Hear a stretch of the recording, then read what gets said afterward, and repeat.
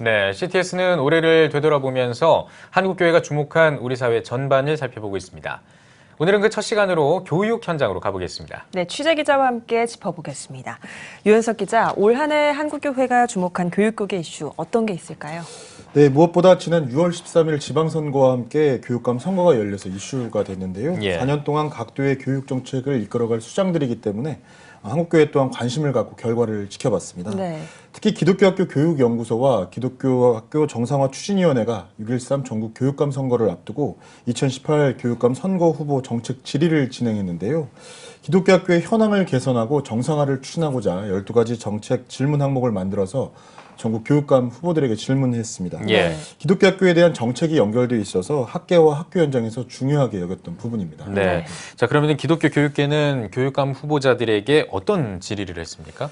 네, 기독교학교는 그동안 평준화 제도로 인해서 그 자율성이 제한되면서 권하기념에 따른 기독교학교 교육을 실현하기 어려운 실정을 토로해 왔는데요. 예, 네. 예. 특히 사립학교의 필요성, 고교 평준화 정책과 국가 책임, 종교교육이 가능한 학교체제, 종교학 교육과정으로의 개정 문제, 종교 과목 복수 선택의 문제, 종교로 인한 전학제도 도입, 종교계 학교 배정 회피제도 도입, 종교계 자율형 사립고등학교, 학생인권 조례와 종교교육, 종교계 사립학교의 교사 임용, 대안교육 진행과 학교 밖 학생 지원, 그리고 쉼이 있는 교육 학원 휴일 휴무제 등 12가지 질문을 제시했습니다. 네. 예. 그러면 교육감 후보자들의 답변 가운데 교계가 좀 주목해봐야 할 부분들이 어떤 것들이 있을까요? 네, 응답 후보 12인 대부분이 종교계 학교 배정 회피제도 도입과 대안교육 진흥 및 학교 밖 학생 지원에 대해서 모두 긍정적인 입장을 보였습니다. 네. 공교육 시스템에서 종교교육에 부정적인 응답을 한 후보들도 2가지 지점에서는 긍정적인 입장을 보였는데요. 예. 다만 사학의 교사 임용권 보장에 대한 문제와 쉼이 있는 교육의 학원 휴일 휴무제 도입에 대해서는 적극적인 의지가 있는 후보가 많지 않았습니다. 네. 기독교육 전문가들은 전국 시도지사 교육감들이 교육감 선거를 통해서 선출된 만큼 앞으로 교육 정책을 현장에서 잘 구현해 나갈지 잘 지켜보고 피드백을 주는 것이 필요하다는 입장을 보였습니다. 예. 네. 네, 기독교육 전문가의 이야기를 들어보겠습니다. 우리 학생은 학생대로, 교사는 교사대로, 또 기독교 학교를 설립하고 운영하는 경영진은 또 나름대로 새로운 다짐을 할 수 있는 그런 계기로 삼기를 원합니다. 네, 잘 들어봤고요. 또 2018년 한 해 또 다른 기독교 교육계 이슈가 있다면 또 어떤 게 있는지 소개를 또 해주시죠.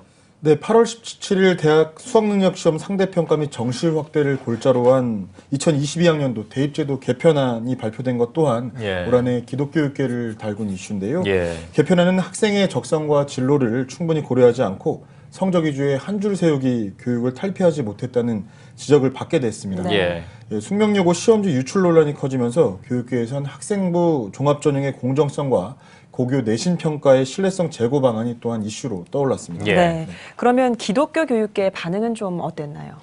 네, 사교육 걱정 없는 세상, 좋은 교사 운동 등 4개 교육시민단체가 참여한 국민운동은 정부 서울청사 앞에서 기자회견을 열고 현 대통령의 대선 공약은 미래 교육의 청사진이자 입시 경쟁으로 고단한 아이들에게 최소한의 쉼을 허락하겠다는 약속이었다면서 예. 하지만 교육부가 2022학년도 대입제도 개편을 통해서 수능 위주 정시 전형 확대와 상대평가 유지를 결정하면서 미래 교육 청사진은 폐기 수순으로 돌입했고 입시 경쟁 완화도 물거품이 됐다고 지적했습니다. 네. 경기 혁신학교 네트워크 등도 교육시민단체 21곳과 역시 공동성명을 통해서 교육부가 하반기에 진행하기로 한 정책 숙려제에도 참여하지 않겠다는 거부 의사를 밝혔습니다. 네. 네, 뭐 이 정부와 교육부의 역할이 참 커질 것 같은데요.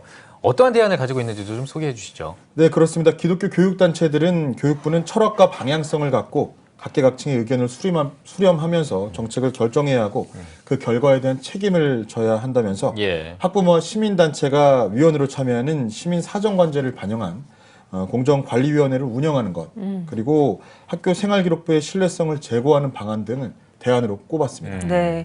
올 한 해를 달군 기독교 교육계의 또 다른 쟁점 이슈 또 있을까요? 네, 뜨거운 감자인 학생인권 조례입니다. 어. 네, 11월 경상남도 교육청이 학생인권 조례를 입법 예고해 다시금 논란이 커지고 있는데요. 네. 도민 과반이 학습 분위기 저하로 인해서 성적 하락, 성적 타락과 성범죄 증가 등의 이유로 반대하는 것으로 여론조사 결과가 나타났습니다. 경남 학생인권 조례 제16조 차별의 금지에선 학생은 성 정체성, 성적 지향 임신 또는 출산 등을 이유로 차별받지 아니한다고 명시하고 있습니다. 예. 또한 제17조 성인권 교육의 실시 등에선 학교는 학생의 성인권 교육을 정기적으로 실시해야 하며 교육 과정에 성평등의 가치를 적용해야 하며 교직원은 성관계 경험이 있는 학생에 대해서 편견을 가져서는 아니 된다고 명시하고 있습니다. 예. 이에 대해서 지역 학부모와 교사 등은 경남 학생인권 조례안에 학생들의 성적 타락을 부추기는 급진적이고 파격적인 독소 조항이 포함되어 있다며 교권이 무너지고 학생 분위기가 나빠지며 학생 통제가 어려워져 결국 학력이 저하될 것이라고 반발하고 있습니다. 예, 네. 예. 전국 16개 시도 가운데 경기도, 광주광역시, 서울, 전북 등 4개 지역에서 이미 학생인권 조례가 공포됐는데요. 이에 따라서 기독교계를 중심으로 반대 여론이 거세지고 있어도 내년에도 학생인권 조례에 대한 찬반 논란은 계속될 것으로 보입니다. 네, 예. 잘 들었습니다. 교육은 백년대계라는 말이 있습니다. 한국교회의 다음 세대인 학생들이 피해를 보지 않고 건전한 교육을 통해서 건강하게 성장하길 바라겠습니다. 유현석 기자 수고하셨습니다.